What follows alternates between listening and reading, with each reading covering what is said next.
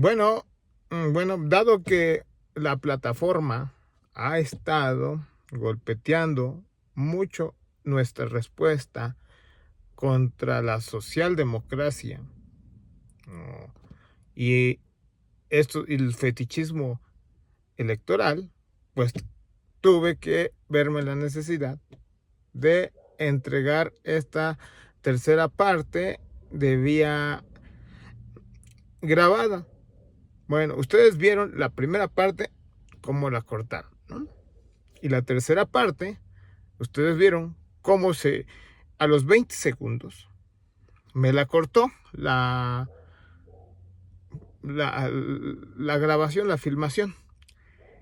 Y estoy enojado por esta situación, pero al mismo tiempo estoy contento porque si la plataforma se ve en esta situación es porque en efecto no les gusta lo que se está diciendo. No les gusta estar escuchando sobre marxismo. Bueno, continuemos entonces con la parte que tenía que decir y que fue censurada en la tercera parte. Y vamos a hablar sobre la Liga de los Justos de forma extremadamente breve, porque ya tenemos nosotros un playlist sobre la vida de Marx y en ella platicamos un poco sobre la Liga de los Justos en alguno de ellos. Me parece que lo hicimos en la cápsula que trata sobre el 177 aniversario del Manifiesto Comunista. Y en dicho espacio nosotros explicábamos que la Liga de los Justos no era una liga electoral, como lo pretenden hacer ver los socialdemócratas, sino que era una liga de obreros que estaban, todos estos obreros, buscando educarse, buscaban un poco de educación, y su educación iba desde los aspectos más académicos hasta los aspectos, digamos, de artísticos. Había algunos aspectos que incluso involucraban aprender a bailar, ¿no? Ellos estaban buscando a alguien que tuviera la formación de Carlos Marx. De tal forma que cuando la compañera de Friedrich Engels, me parece que fue ya la primera en contactar la Liga de los Justos, o al menos su fracción en Londres, platicó ella, la muchacha, pues sobre Federico Engels. Después Engels tiene contacto con ellos, y sobre Marx. De tal forma que cuando entraron en contacto con Marx, se les hacía increíble que existiese un fulano, un doctor, como lo fuese Carlos Marx, con las características que ellos estaban buscando. Uno con ganas de enseñar y los otros con ganas de aprender. Estos fulanitos de la Liga de los Justos creían que se emanciparían en la medida que ellos fuesen más cultos.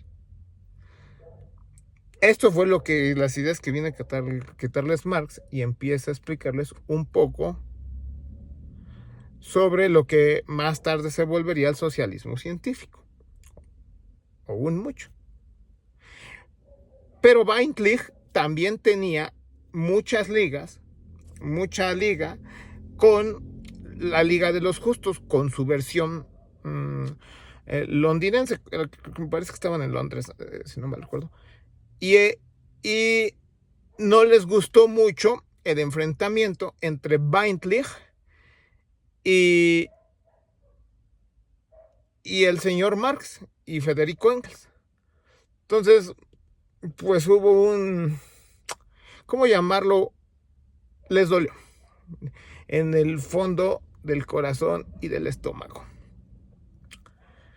A pesar de eso, le pidieron a Marx y a Engels que hicieran el manifiesto unos meses antes de las insurrecciones en 1848. Estuvo muy interesante esta situación. Al hacer el manifiesto comunista, esto no significa que el movimiento unos meses antes de 1848, que todos los obreros hubieran leído el manifiesto y que se lanzaran a la revolución como consecuencia de ello. No. Es el ambiente que ya existía en el movimiento obrero en aquel entonces. El hecho, la escritura de este manifiesto es lo que expresa el ambiente en torno a 1848, que ya estaba hecho un hervidero Europa por aquellos momentos. Ya se sentía, ya se hacía ver, ya se vislumbraba, ya estaba a punto de ebullicionar, a punto de alcanzar la masa crítica Europa para una revolución. Entonces nosotros podemos ver que no era una expresión electoral como nos hacen ver nuestros compañeros socialdemócratas, la Liga de los Justos.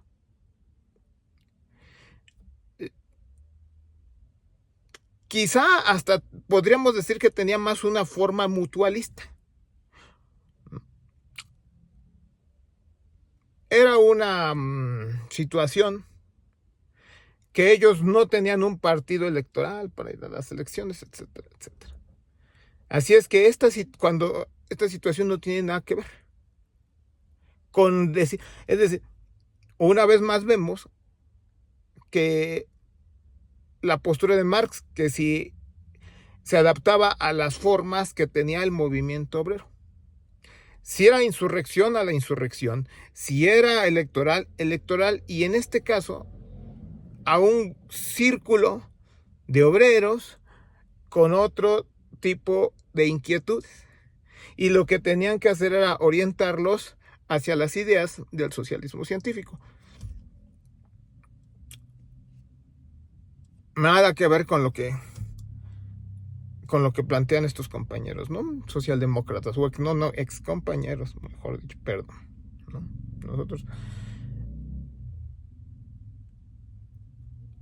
Pero no es tampoco el primer lugar donde empieza a participar Marx en el movimiento obrero, como se intenta hacer ver Marx.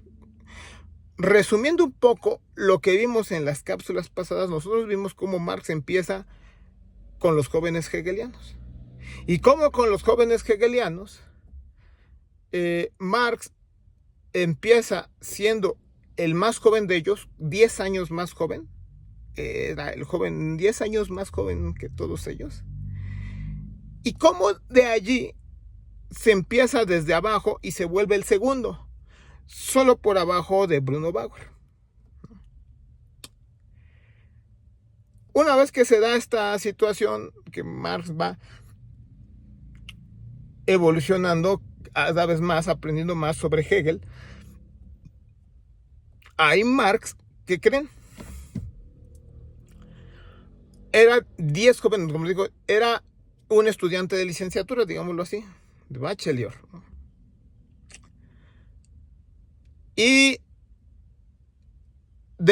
todos los demás, hay que decir que eran estudiantes de posgrado, digamos, estaban ya haciendo sus doctorados. Por aquel entonces había represión. Por decir o por pensar lo que tú dijeras, podías llegar a ir a prisión, etcétera, etcétera. Luego me parece que Ruge estuvo un rato en prisión o exiliado, alguna cuestión por el estilo, por pensar como pensaba, ¿no? Si no mal recuerdo. Si no, vayan ustedes a ver los detalles en las cápsulas, en el playlist sobre Carlos Marx, ¿no? Y una vez que pasa esta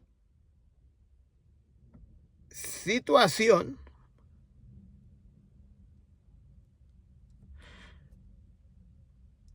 Hegel incluso sabía de la represión que había hacia sus propias ideas.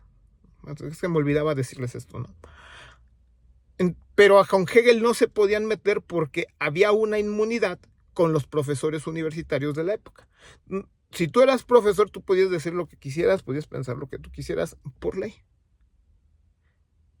Pero en torno a sus alumnos de Hegel sí había una especie, o mejor dicho, había un hostigamiento, más que una especie, sí había un hostigamiento hacia los alumnos de Hegel.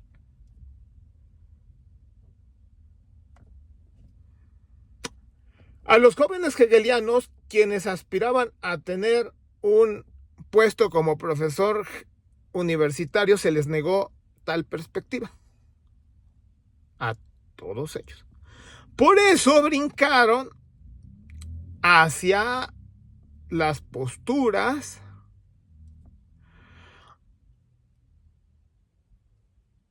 hacia primero el periodismo y su postura una vez ya estando como periodistas. Primero por eso se volvieron todos ellos periodistas y le rebajaron el nivel a su nivel.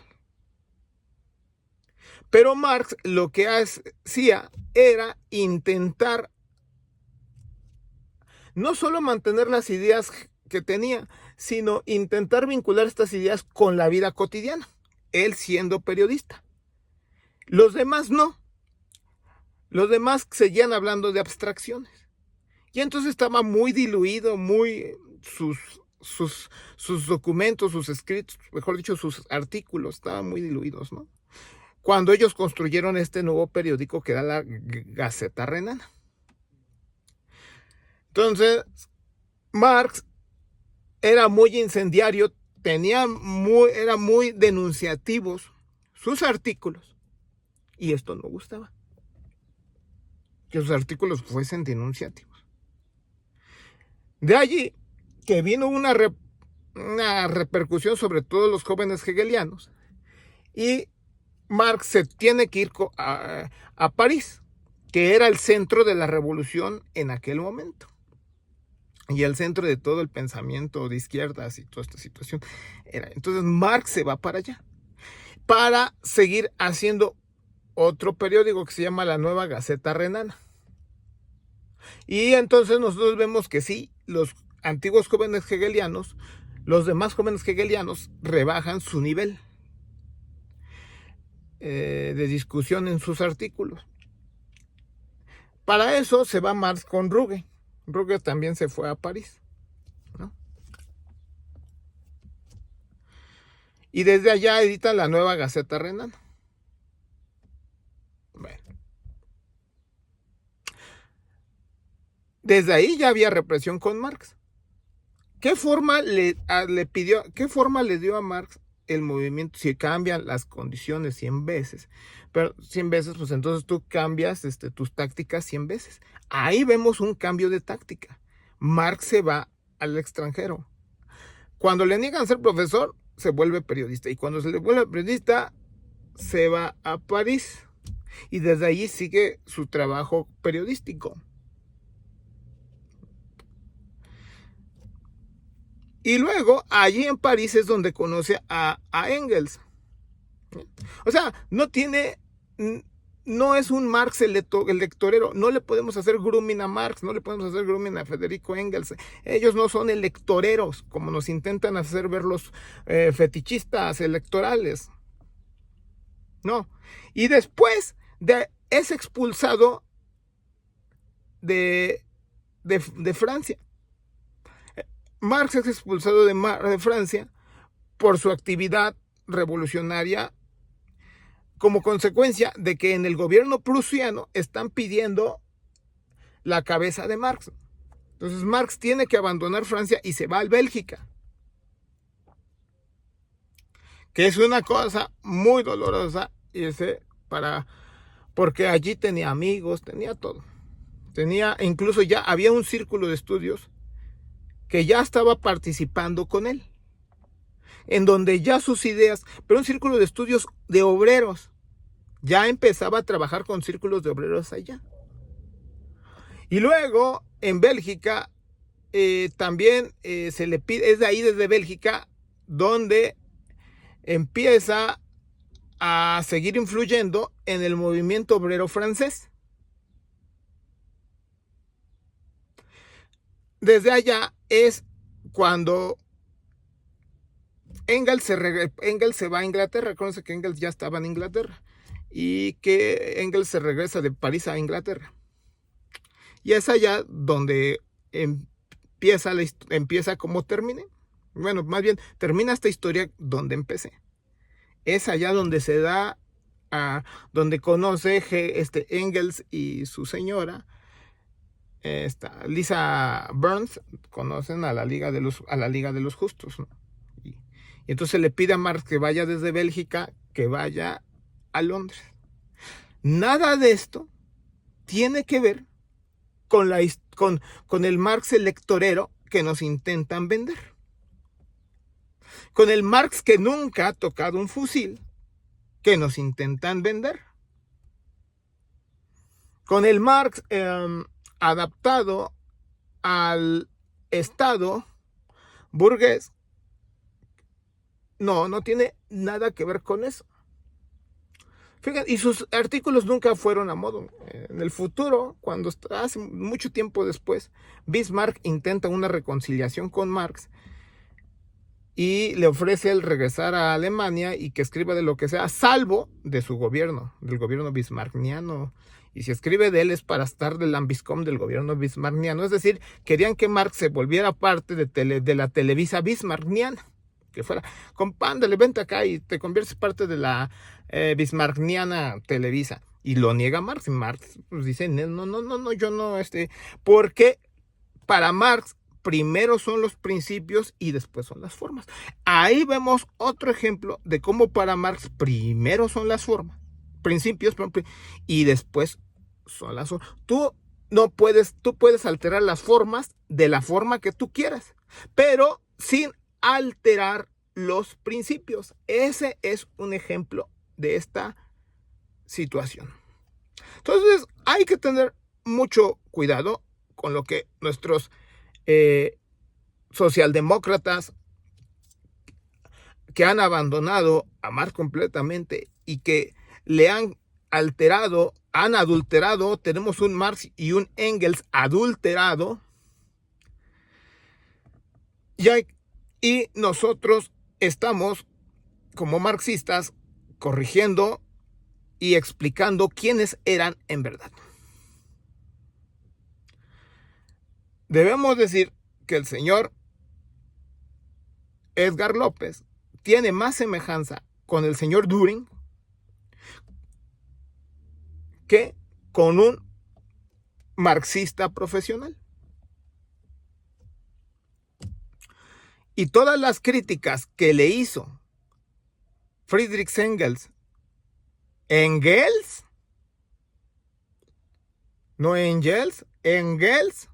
las críticas que le hizo Friedrich Engels al señor Düring son válidas, amigos. Todas.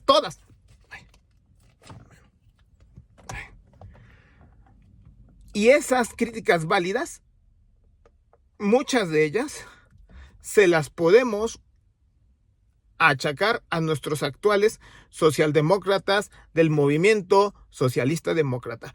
Nosotros somos socialistas científicos y estas aportaciones son el socialismo científico que representamos nosotros contra el socialismo democrático que son ellos. Son cosas distintas. Nosotros como socialistas científicos y ellos socialistas democráticos. Les agradecemos que hayan seguido este podcast. Espero que les sea nutritivo. Y esta es la forma de terminar la tercera entrega que la plataforma nos cortó a los 20 segundos. Lo tenemos que hacer de esta forma, no en vivo como nos hubiera gustado, pero creo que igualmente nutritiva. Muchas gracias.